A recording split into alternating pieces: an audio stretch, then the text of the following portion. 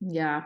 I mean, your dad just, he touched everybody. I mean, my moments of being able to work and watch him, and I used to sit behind him in all the production meetings and just to like see his brain work, to see his relationships with everybody else that was working there. I mean, you think of all the people in those production meetings, from Hunter to Michael Hayes, Shawn Michaels being in there, just being able to see those relationships and to see your dad. And yeah, I mean, just the way that he was able to help shape so many of like the huge stars today.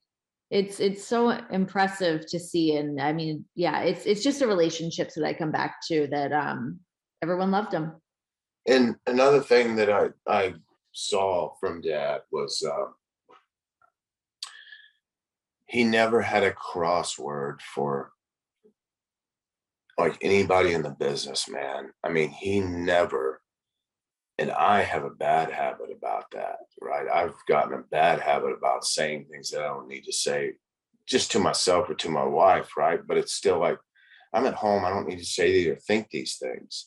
Yeah. He was really a good man. Yeah. And he did things right there at the end, the best that he possibly could. And you could see it. And that's why all the kids talk about him today, right? Yep.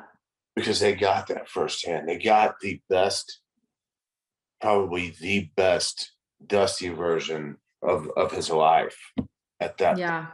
And What do you think your dad would have thought of Cody's promo on Monday Night Raw when he showed back up on WWE? you know, I, I knew Dad always wanted us to be happy, right? And he would have his suggestions and things like that, and try to lead us in the right way. But ultimately, these are our decisions, right? And money's money. And Dad would always say, take the money. Yeah. Always say, take the money. And I know, just me watching it in his first promo and seeing Dad up there, on the screen and talking about him. And Cody's very, very passionate about his promos. Very passionate, almost too at times, because he really thinks about every single word that he's going to say, which is very important, right? And especially for that first one, which was very important. You're making a huge impact on a lot of people. First time you've been back in years. Yeah. And he did it. And I know Dad would be happy. He's sitting in the rafters. That's where I pictured him when me and Cody wrestled at double or nothing, right? Mm-hmm. Pointed up, and they started going, man. And Yeah. like being there in WWE so long, right? 23 years, 24 years off and on. It's a long time. And I had enough, right? And I'm sorry, I'm kind of taking Hey, a, all good. but then having an opportunity to work with my brother, and I've talked about this a lot over the last couple of years, being in there and not knowing what to expect with the AEW audience, if it's different than WWE audience or what. I had no idea if I was going to get any reaction at all. And just the fact that we went out there and I got a reaction, and the match was like, just for me and him, perfect. I mean, yeah, you could do different things, but the story was already built in. It was like, Mm-hmm.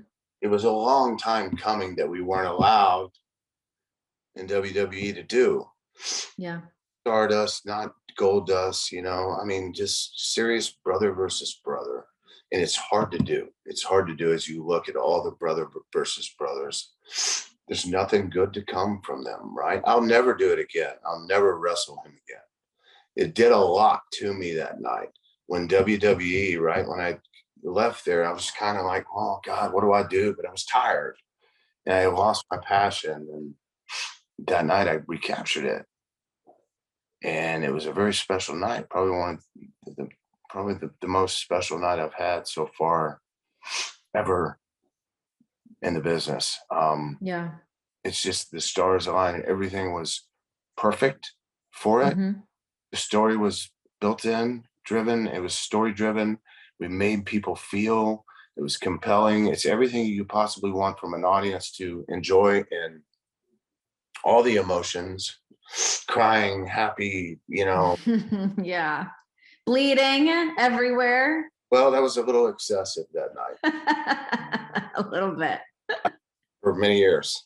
What was not I don't have to ask the conversations you guys had, but I guess just like your reaction to Cody going back to WWE after what he had been able to create at AEW.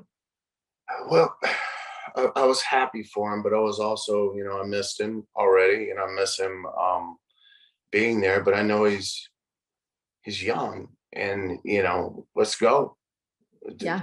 your thing, man. Go do your thing. So I'm very happy for him, and I'm like, hey, man, more power to you. Go get that title and win it all, and do your stuff. It's your time. Yeah.